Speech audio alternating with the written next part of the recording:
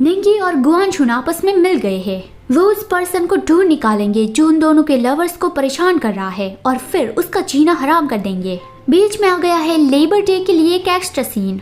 निंगी और सुमुतो उस दिन भी काम कर रहे थे। गुआनशुन की फैमिली चल मार रही थी, मतलब गुआनशुन को छोड़ के।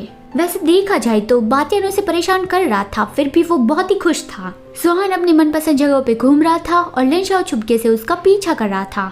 और चलो थोड़ा फ्यूचर में भी होके आते हैं कि हुआ और केकी अपने हॉलिडे पे क्या करते हैं। दोनों स्कूल से वापस आ रहे थे, कल छुट्टी थी। केकी नजर हुआ पे ही थी। अचानक से वो उसके ऊपर लीन हो गया तो हुआ परेशान हो गया कि तुम ठीक तो हो ना? क्या टीचर ने तुम्हें बहुत बड़ा टास्क दे दिया है?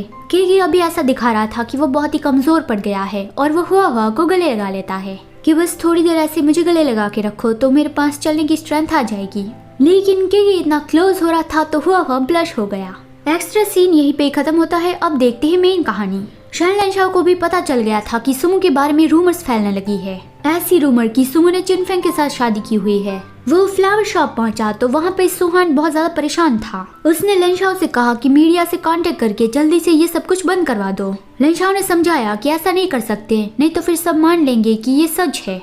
सोहान बहुत ज्यादा परेशान हो गया था तो लिनशाओ उसे शांत करने की कोशिश कर रहा था, लेकिन सोहान उसे दूर करने लगा कि अगर मदद नहीं करना चाहते तो चले जाओ यहाँ से। कोई भी मेरे शामू को बदनाम नहीं कर सकता, मैं किसी को भी उसे चोट नहीं पहुँचाने दूंगा। लिनशाओ ने उसे गले लगाया कि सोहान मेरा यकीन करो, मैं किसी को भी तुम्हें और शामू को हर्ट नहीं करने दूंगा। प्लीज मुझे एक मौका दो, इस बार मुझे तुम्हें और हमारे बेटे को प्रोटेक्ट करने दो। एक दिन में ही उस टॉपिक पे बहुत ज्यादा गॉसिप होने लगी थी तो शाओयांग बहुत ही ज्यादा खुश हो रहा था कि सुमुतो कुछ ज्यादा ही पॉपुलर बन रहा है और उसने तय किया कि वो दूसरी न्यूज भी स्प्रेड कर दो कि कल आया था कि चिनफेंग और सुमो की शादी हो चुकी है और उसके 2 बच्चे भी है, और आज आया है कि सुमो अपने हस्बैंड को चीट कर रहा है, उसका चक्कर निंकी के साथ चल रहा है। सुमो के काफी सारे फैन सुमो से डिस्गस्टिंग फील करने लगे कि हमने तो ये सोचा भी नहीं था कि सुमो ऐसा निकलेगा। सुमो वो सारे कमेंट्स देखकर उदास हो रहा था। तभी निंगी ने आके उसके हाथ से फोन ले लिया और उसे गले लगा के कहा कि वो सब कुछ पढ़ना बंद करो, मैं उस मीडिया को हमेशा के लिए बंद करवा दूंगा। इन सब के पीछे जिसका भी हाथ है उसे बहुत बड़ी कीमत चुकानी पड़ेगी।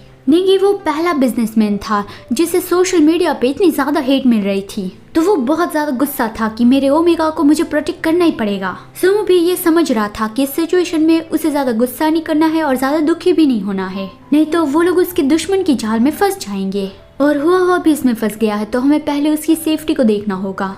सुमो के लिए तो बस इतना ही काफी था कि वो जिन लोगों से प्यार करता है वो लोग तो उसका भरोसा कर रहे हैं। हुआ ने जब सुमो को रोते देखा तब वो भी उसे शांत करने आ गया कि आप रो मत, जो भी आपको बुली करेगा हम आपको उससे प्रोटेक्ट करेंगे।